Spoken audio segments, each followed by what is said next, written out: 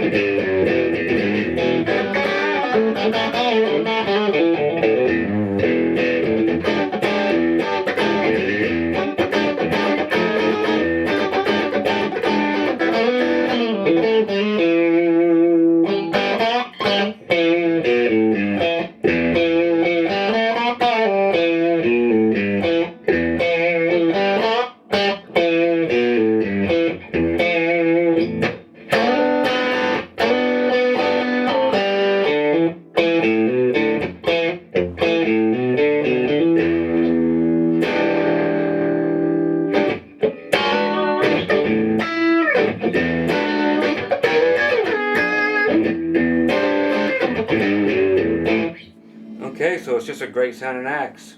I'm not going to use any effects for this. I just want you to hear the guitar through the amp raw. There's no anything under it. There's no compression, nothing. Bridge, pickup, everything's dimed on the guitar. So here's bridge, pickup.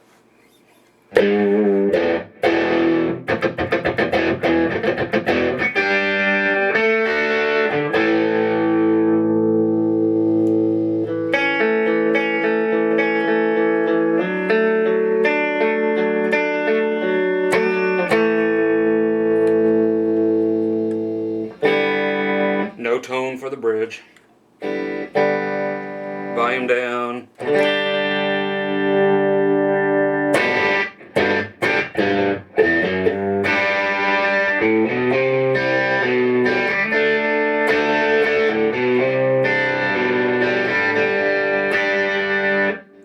These two, position 2.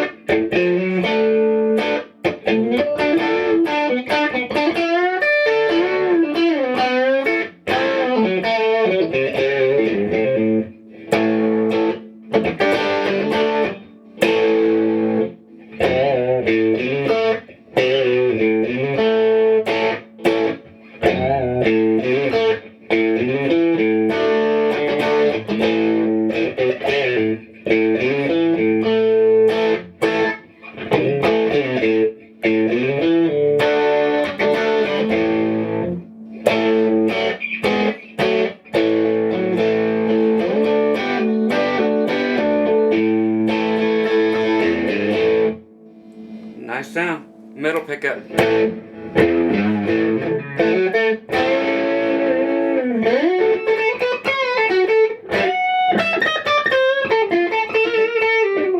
Oh, I like that.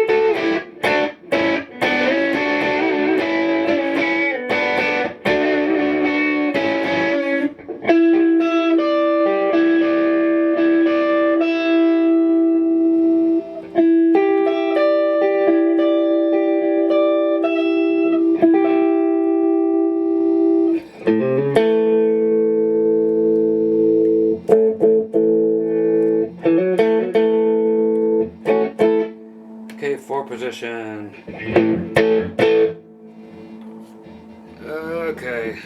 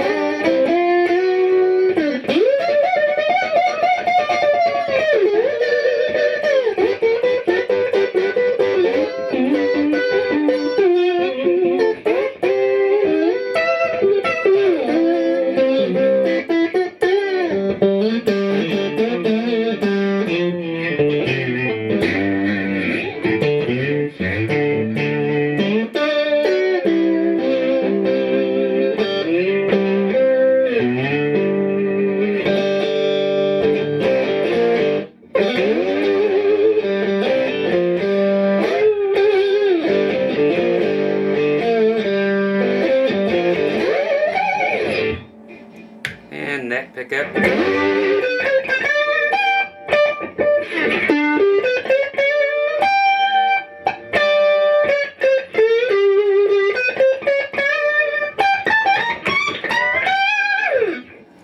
I love my neck pickups.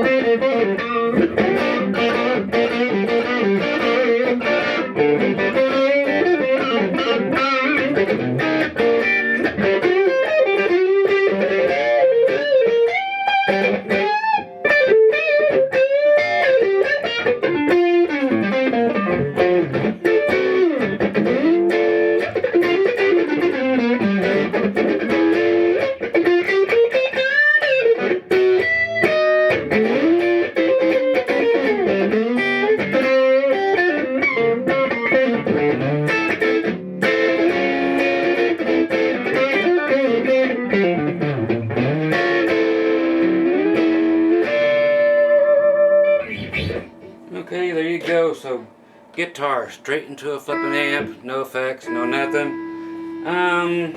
This is probably why this guitar won. This is the first time I've plugged it up. I haven't set intonation on it. I just tuned it for the first time coming in here. It came in, I hung it up on the wall, went got something to eat, getting ready to go to bed right now. I decided while the little missus is taking a shower, I'll just try to tune it up. Didn't set anything up at all. So this is how she came. Whatever strings are on it. Let me guess. Oh, who knows? Anyway, so that's kind of, if you've listened to, go back and listen to any Strat video I've ever done in the world, doesn't matter, pick one, any one, don't matter how expensive, how cool, how anything they are, listen to them compared to this, okay? And notice in all the other ones I used all kinds of effects. In this one I used zero effects. I only used the knobs on the guitar and straight into the tube part of that amplifier.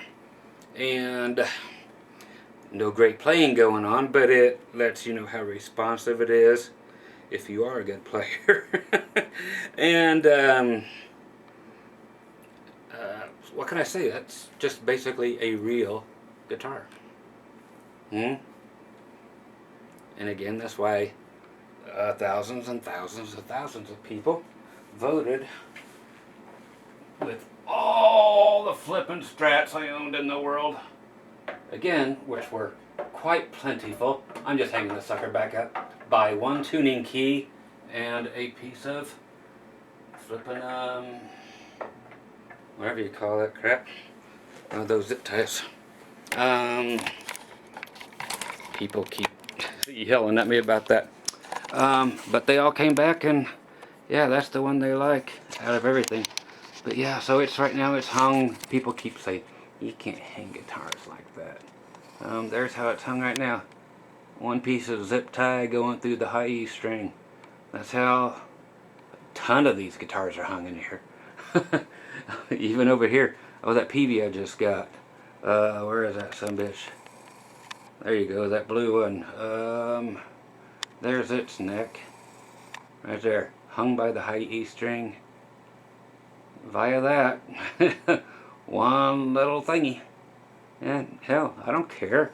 I'll hang the Les Pauls that way. I'll hang that $15,000 64 sumbitch up right there by that. Perfectly safe, never had one break.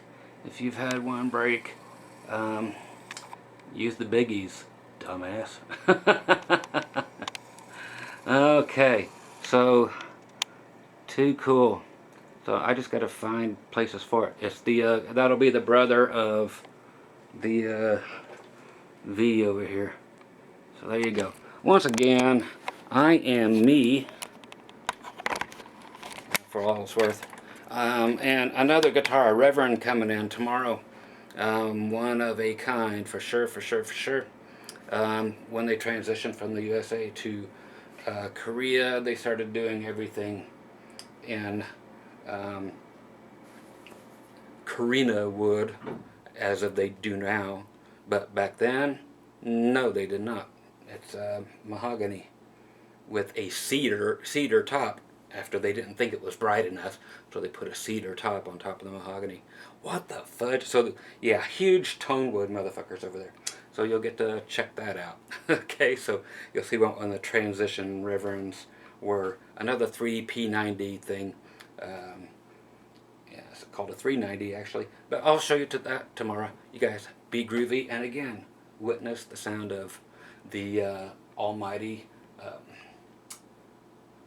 Yeah, the flippin' Buddy Guy Strat. Is it just a regular Mexican Strat? You tell me. I don't think so. Later. Bye.